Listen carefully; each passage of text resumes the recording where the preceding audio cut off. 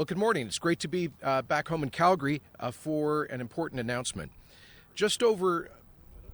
Oh, I'm sorry.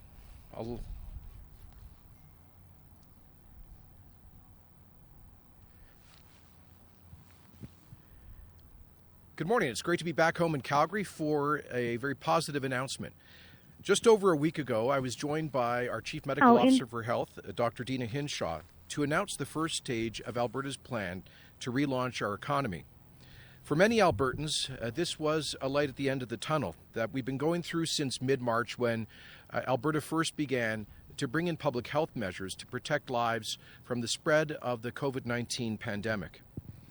But because of concerns by our public health officials over growing community spread in Calgary and Brooks in particular, which had 85% of active COVID cases, the difficult decision was made to delay some aspects of reopening to give our public health experts more time to monitor trends in those two communities. And I want to say thank you to folks in Calgary and Brooks for having continued to show great responsibility and a care for others through their conduct over the past couple of weeks, we've been able to see continued positive progress in the fight against COVID-19 in Calgary and Brooks as well as the rest of the province. Calgary now has seen almost 4,000 COVID-affected patients recovered, and there are only 45 COVID-19 patients in hospital, of which 5 remain in intensive care.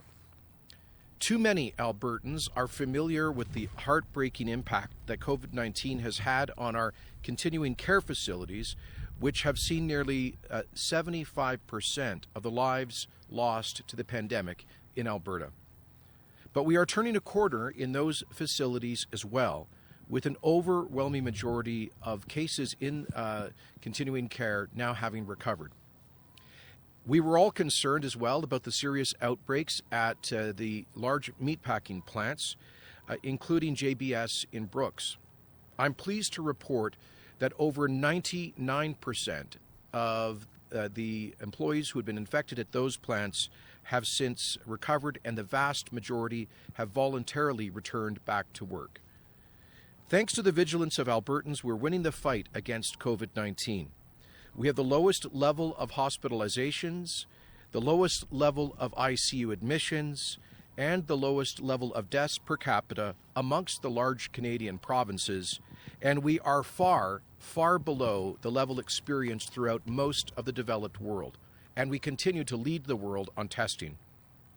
And so I am therefore pleased to announce that on the advice of Alberta's Chief Medical Officer for Health, we are proceeding with the next phases of reopening businesses and services in the communities of Calgary and Brooks.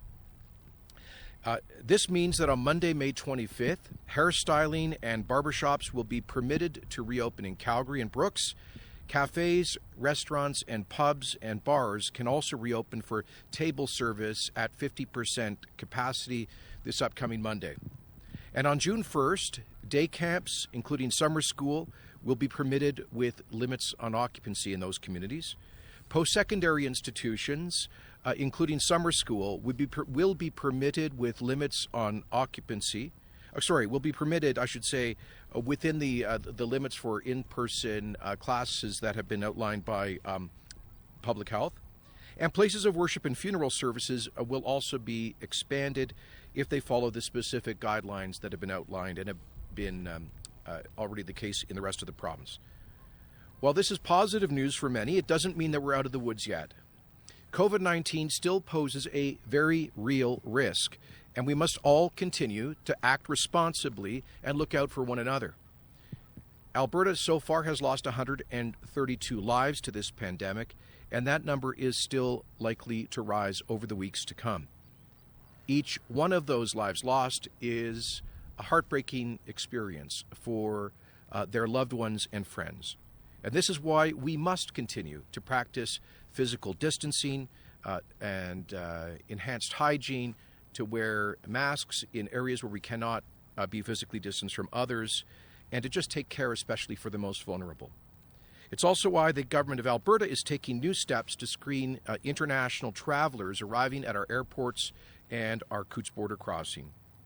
It's also why there are still some restrictions on the size of gatherings, although we did expand that to 50 for outdoor gatherings last Friday. And it's why it will still take some time for things to return to normal.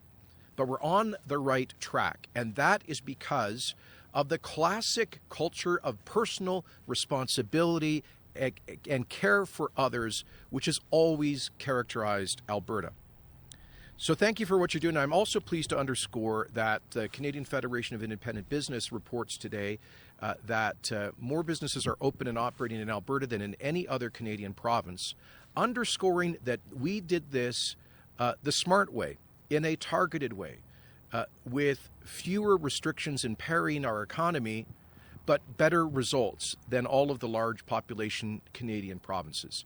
So Albertans have a right to be proud of the progress that we've made, and we're delighted that we'll be able to take these next steps in Calgary and Brooks. And with that, I'd like to invite Health Minister Tyler Shandro to add a few remarks. Thank you, Premier. Well, thank you, Premier, and thank you for joining us here. It's wonderful to be back in Calgary this week, and this province hasn't had enough rain, I don't think, this spring, so this is great weather for us to thank you for joining us here on Scotsman Hill. And to all Albertans, thank you for continuing to follow the public health orders and guidance, as Premier said. Because of your vigilance, our healthcare system is doing a great job in managing COVID-19. While urgent and emergency surgeries have remained available during the pandemic, some non-urgent operations were put on hold so that hospitals would have the capacity to treat a potential wave of critically sick patients. Based on the first projections and not knowing how much we could mitigate that impact, we needed to make sure that a large number of our beds in our hospitals were available. But we flattened the curve. And by following the advice of our Chief Medical Officer of Health, we kept the impact on our communities and our health system far below those early projections. As of yesterday, we dipped to 926 active COVID cases in Alberta. Of those, 59 people are in hospital and 6 are in ICU. Testing is also showing that our hospitals are safe. And as of this week, about 200 hospital staff have tested positive. That's about 3% of total cases to date. And only 29 of those staff are believed to have been infected at work. If we look at doctors working in our hospitals, 27 have tested positive, and none of them are believed to have been infected at work. A few cases are yet to be confirmed, but the data is showing at this time that our healthcare staff are doing an amazing job of preventing transmission of the virus and keeping themselves and patients in the province safe. Hospital staff and physicians put themselves at risk every day, and we should thank them and honor them, but more importantly, we should support them with effective safety measures. And we've done that thanks to the efforts of the staff themselves, the support of AHS management, and the day-to-day work of infection control clinicians like Jeff Taylor, John Conley, Dr. Mark Joffe, who many of you know because he's been joining our press conferences that we've had in Edmonton, and many others throughout AHS. The numbers also remind us that testing is critical. Alberta remains a world leader in COVID-19 testing with more than 225,000 tests completed to date. Today, I'm pleased to announce that staff and residents in long-term care and in Level 4 Designated Supportive Living, or DSL, can now get tested if they choose, even if they don't have any symptoms. This testing will be offered in phases beginning next week. Voluntary testing will make it easier to detect asymptomatic cases earlier and control possible outbreaks. And we know that people who live in these facilities are at greater risk of severe outcomes if they are infected by the virus. This is a crucial part of our relaunch strategy to build a ring of defense around our most vulnerable in this province. Calgary will reopen more businesses as part of stage 1 of our province's relaunch strategy, effective Monday, as Premier said. To support that step, AHS will be adding an extension to their online self-assessment tool for the Calgary zone. Symptomatic individuals within the Calgary zone will be able to book their own tests now if they live within 50 kilometers of an assessment center, and if the self-assessment tool indicates a test is required. This new step will make testing more convenient for the public. It will also give our public health staff quicker access to testing information as we move forward through the relaunch.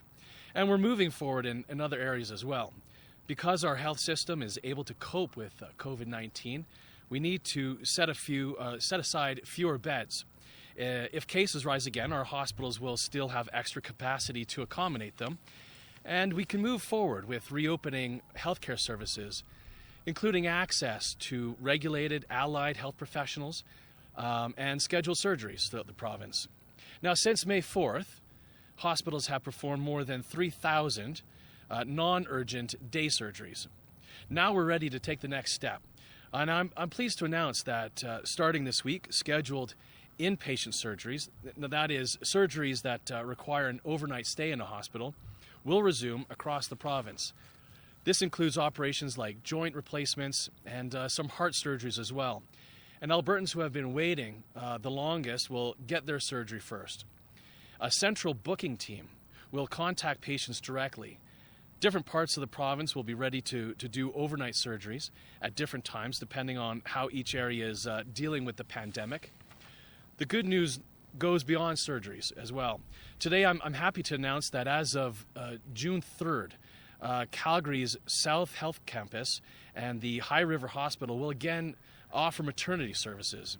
Now in Calgary, this includes all inpatient labor and delivery, the neonatal intensive care unit, or NICU, and the postpartum and newborn care. Now in High River, all inpatient maternal and newborn services are being restored, and changes to these sites were necessary, but they were hard on moms. They were hard on families, and so I'm very glad to see these services restored. As with all steps with our relaunch, this one depends on a manageable COVID-19 caseload. Hospitals have capacity to handle more COVID-19 cases, and we're going to monitor closely to make sure that the numbers stay well within the capacity that we have in the system. Now we're moving forward based on the evidence and with confidence and with due caution. With increased testing in this province, we're making sure that our most vulnerable Albertans are protected, including those that are in long-term care or DSL-4 facilities, and we're confident that our hospitals can safely restart more services. Now, once again, I'd like to thank everyone for continuing to practice physical distancing, washing their hands, and helping to slow the spread of COVID throughout the province. We're getting through this by taking care of ourselves and each other, and we're going to keep moving forward together. So thank you very much again for joining us this afternoon. Right, it's morning still, isn't it? It's morning, but it's morning still. Happy to take questions. Happy to take questions. Premier will now take questions. Operator, can you put the first caller through? First question is James Keller with the Globe and Mail. Go ahead, James. Hi, this is a question for the Premier. Can you explain why we're now in the position to continue moving forward on the relaunch, including in Calgary, apparently because the COVID-19 situation is improving, but at the same time, the pandemic is cited as the reason why the Alberta Energy Regulator is suspending some environmental monitoring. Is the goal here to protect public health or to save the industry money? You'll have to ask the Alberta Energy Regulator. It's an independent regulatory body that makes its own decisions without direction from government. And my understanding from their statement today is that these are decisions that basically companies in some cases have felt conflicted about their ability to comply with the public health orders and also fulfill the regulatory requirements imposed by the Alberta Energy Regulator. So I'm not exactly aware of how those conflicts, what constitute those conflicts, and perhaps the AER could give you more background on that.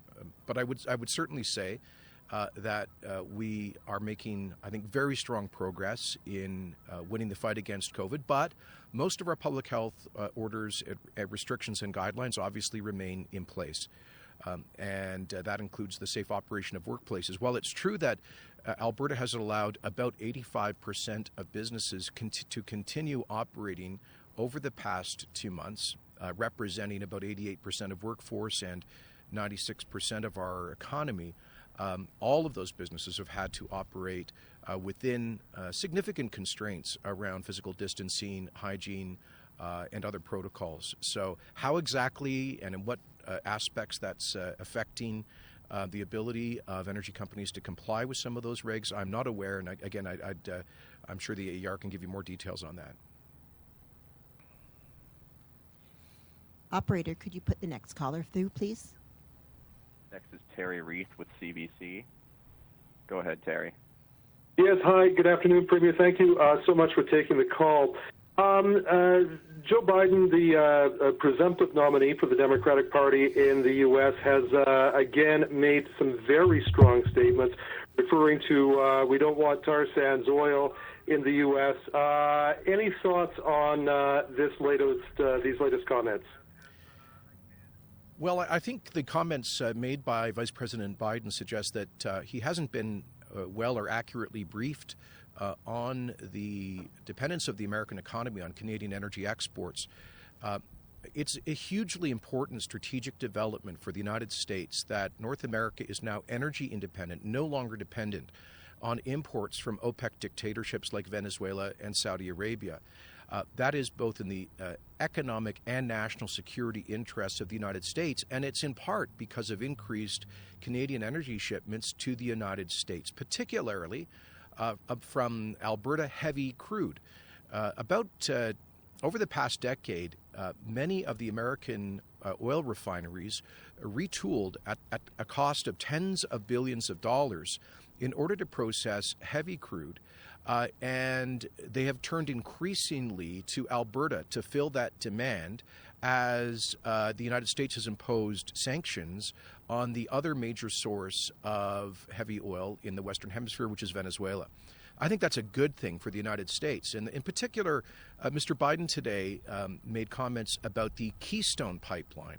Well, the Keystone Pipeline began operating a decade ago, and it delivers about 600,000 barrels a day of heavy Alberta crude to refineries primarily in the Midwest and Illinois. So a whole lot of jobs and the economy in the American Midwest are dependent on that supply of energy through the Keystone Pipeline. And so we would hope to have a chance to ensure that Mr. Biden is aware of these facts and also aware that the Building Trades Union, the construction unions, the steelworkers unions, which are traditional supporters of Mr. Biden's party, are strongly in favor of the Keystone XL pipeline expansion, which has already crossed the border, which is creating thousands of jobs on both sides of the border, and which will ensure that the United States is no longer dependent on OPEC crude. He also said something about the Canadian heavy oil industry being not well, first of all, he said that Keystone was not economically viable. In fact, as I said, it's been operating for 10 years. Profitably and successfully, both for the refineries, American consumers, and Canadian producers. Keystone XL is obviously economically viable because the shippers have signed up for long-term contracts to ensure that, and the refineries in the U.S. are desperate for the product. He also said that it was that Keystone, and I'm going to assume he meant here Keystone XL, was not environmentally responsible, but in fact, two reports conducted by the U.S. State Department under the leadership of then Secretary of State Hillary Clinton and President Barack Obama concluded that Keystone XL would actually reduce CO2 emissions because shipping oil by pipeline means substantially lower emissions than the alternative, which is shipping it by rail. So one way or another, the American economy needs this energy. It will either get it from the socialist dictatorship and OPEC state Venezuela, or from the American ally and democratic free market economy of Alberta. And either it will be shipped from Alberta to U.S. refineries by rail with higher carbon emissions, or safely by pipe with lower carbon emissions. And finally, if I had a chance, I would point out to Mr. Biden that the California heavy crude including oil that's generated by a lot of his campaign donors in Beverly Hills and Los Angeles, has a much higher carbon profile than Alberta heavy crude. So again, I think that we're going to look forward to an opportunity over the months to come to ensure that the Vice President is aware of these facts. Operator, please put the next caller through. Next is Rick Bell with the Calgary Sun. Go ahead, Rick. Just a question for the Premier. We've had an avalanche of very, very negative and despairing stories, a sort of daily diary of despair over the last several weeks. How do you plan on getting people to sort of switch in attitude from believing that things are really bad, that the sky is falling or will fall very soon, and switch from that to sort of we're on the road back? And at the same time, what will it take to get to stage 2, and what can we do to get us there? Sure. Thanks, Rick. Well, first of all, I just believe in the natural resilience, the toughness of Albertans that is on display now, as it always is during tough times. Let me tell you, the government has been doing some public opinion polling just to keep a tabs on the public's understanding of the public health threat and where we're at in the economy. After the last poll we got, which was following the terrible jobs report in April and the negative oil prices a couple weeks back, actually showed that the optimism of Albertans for our economy next year increased. It went up and not down. This is the only place I can think of in Canada where that would be the case. So there is a natural spirit of optimism in the bones of this province, in its people, in its culture, and that's why I think we have a stiff upper lip. When we got into this whole thing, I said we needed to have a bit of the Blitz spirit, and of course I was talking about the attitude that the people of London and of Britain had when the Luftwaffe was bombing Britain. They didn't let it. The whole reason for that bombing campaign was to try to demoralize people. And you couldn't demoralize the British people then, and you can't demoralize Albertans now. And the best proof of this is that we've had the lightest touch in terms of public health restrictions in Canada and amongst the lightest restrictions in the world, and yet we've had one of the best public health outcomes. It's not been without losses. It's not been without challenges. But as I said, if you compare us to darn near anywhere in the developed world, we're doing better with lower infections, lower hospitalizations, a lower mortality rate. And that didn't happen through overbearing lockdowns and quarantines like many other places did. It happened mainly because Albertans have an ethic of personal responsibility and caring for others. So I don't need to, as a leader, there's no button I can push to make Albertans optimistic. They are naturally that way, Rick, and I think they're going to see coming out of this opportunities, and we'll be talking about some of those economic opportunities when we launch our economic recovery strategy next month. In terms of the next phase 2, I believe that we are on track. We have said that our target date is June 19. Our public health experts want to continue keeping an eye on the numbers to make sure we don't have sudden outbreaks and sudden surges in hospitalizations. But if we continue with the current direction of the numbers, get outside of Calgary and there are virtually no new cases happening. I think in the last week in Edmonton, there's been on average one a day. So if we continue to make progress in Calgary and the rest of the province, I think we'll be moving forward with phase 2 as planned. Operator, could you put the next caller through, please? Next is Don Braid with the Calgary Herald. Go ahead, Don. Premier, you've had a week to see what would happen in the rest of the province, not Calgary and Brooks, with restaurants and bars opening up. And I presume you kept a careful eye on that, although I guess it's kind of early. It's kind of a short time frame to see if there is an outbreak that might be caused in restaurants and bars. But do you see any sign that the opening in other parts of the province has caused any concern for opening Calgary? In other words, are you seeing any upticks because of the early opening? No, Don, we're not. And that's exactly why we're proceeding with confidence on the Phase 1 in Calgary and Brooks. And I'm optimistic about moving forward on Phase 2 in June.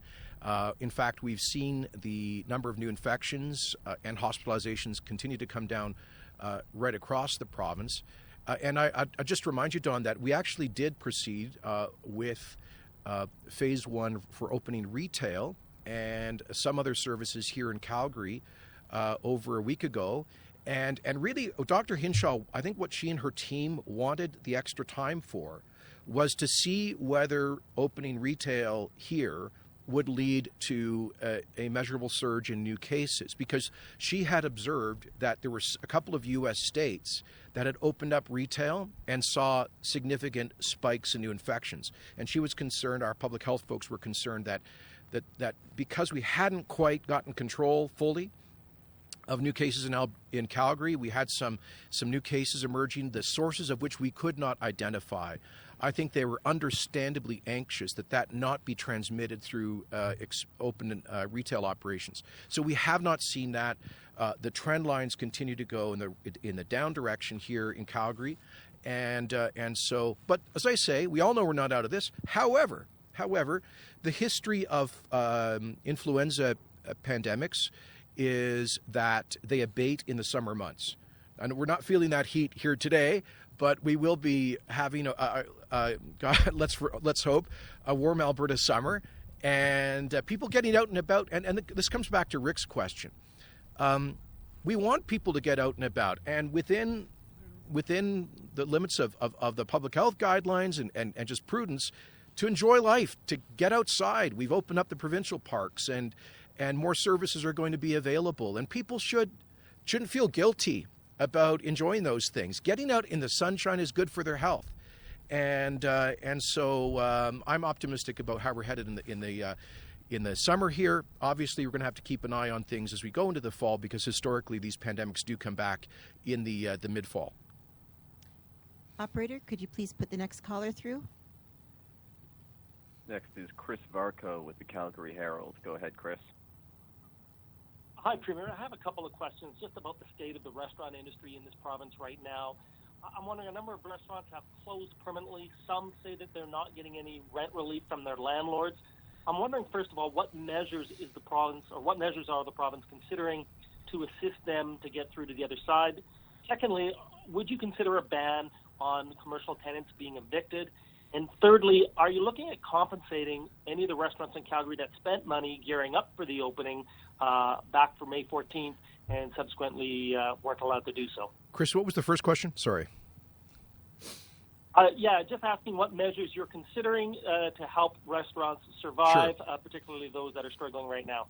Yes. First of all, our heart goes out to restaurant operators, especially the small owner-operated restaurants, where often a family's life savings are tied up in that enterprise. I think some of the larger chains have obviously have more capacity to get through this, but it's the owner-operated restaurants and bars that are really on the front lines of this downturn and these public health measures. Obviously, we regret that some restaurants had purchased inventory 2 weeks back and were understandably disappointed with the decision that was taken to delay sit-in service. I would point out that we have allowed, of course, takeout service, and we did permit restaurants to do liquor off sales, which has helped some of them to liquidate their liquor inventories and bring some cash in. And of course, as you know, there have been a whole suite of measures introduced by both governments of Alberta and Canada, including we're picking up if they're small restaurants, we're picking up half their WCB costs this year, deferrals on taxes, reductions in property tax rates and business taxes. the federal wage subsidy program, the additional liquidity measures we've offered through Alberta Treasury branches and the federal government as well. And we are looking at additional measures specifically for small and medium-sized businesses, Chris.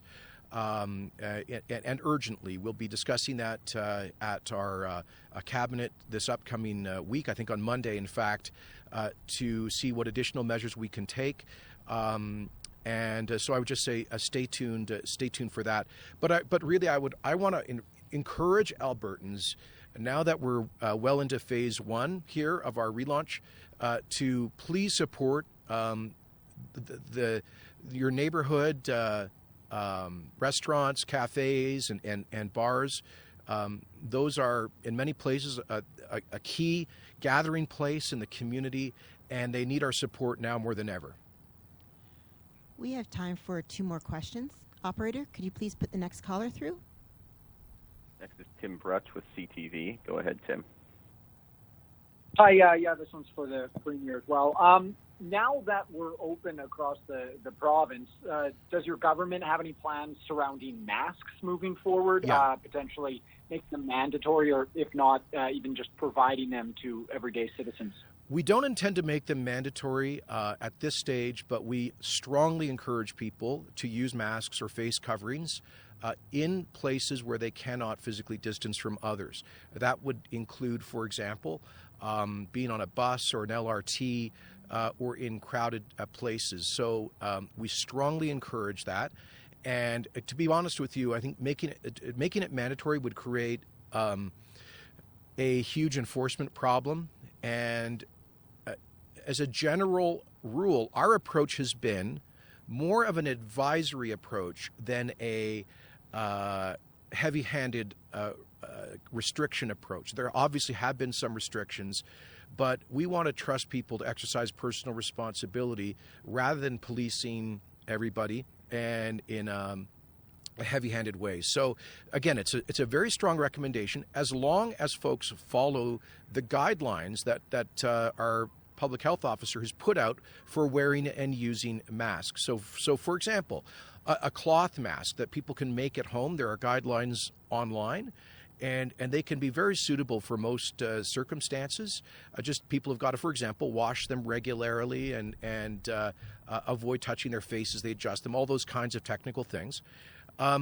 But to your larger point, the government of Alberta has ordered 40,000 non-surgical grade masks.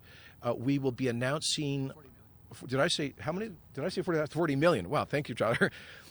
40 million non-surgical masks, and I believe 20 million of those may be arriving at. They arrived last night at the Calgary Airport. Edmonton. Thank you. So I should have had Tyler answering this question. We had 20 million arrive last night at the Edmonton Airport. Another 20 million we believe are en route, and we'll be announcing in the next few days our distribution program to get those masks out to people. We won't ever be able to have enough masks to give every one of 4.4 million Albertans every day, but that should make more masks available for people who need them when they need them. There will also, as part of that, there will be a program to get those out to community institutions, charities, homeless shelters, and the like. Final question. Operator, please put the caller through. Final question is Audrey Neveau from Radio Canada. Go ahead, Audrey. Hi. My question is for Premier Kenney. Une question en français, Monsieur Kenney. Concernant la décision de l'Agence de réglementation de l'énergie de ne pas appliquer la surveillance environnementale, comment est-ce que vous expliquez cette décision? Est-ce que vous êtes en accord avec elle? Avec, excusez-moi, répétez, c'était M. Biden? Non, c'était à propos de AER. Ah oui, l'Agence OK, oui. de réglementation de l'énergie. Leur décision de ne pas implanter la surveillance environnementale pendant la pandémie, est-ce que c'est une décision avec laquelle vous êtes en accord? Écoutez, ça a été une décision prise par un organisme indépendant du gouvernement. Ça veut dire que c'est une agence réglementaire et ils prennent leurs propres décisions. J'ai lu leur communiqué à cet égard qui a dit il y a certaines compagnies qui ont difficulté à conformer avec les ordres de santé publique et en même temps de faire les ordres de Alberta Energy Regulator. Alors, je ne connais pas les détails de ce conflit-là. Évidemment, nous voulons garder les standards, les réglementations les plus rigoureuses au monde en ce qui concerne la production de l'énergie. Et nous voulons que l'Agence de l'énergie de l'Alberta s'assure un respect pour nos réglementations, mais en même temps, il faut avoir peut-être une certaine flexibilité en ce qui concerne les ordres de santé publique. Alors, je propose que vous déposez les questions de détail auprès de l'Agence réglementaire de l'énergie de l'Alberta. Merci beaucoup. All right, thanks, folks. Hope you didn't get That's too wet. all the time we have for today. All right. Thank you very much.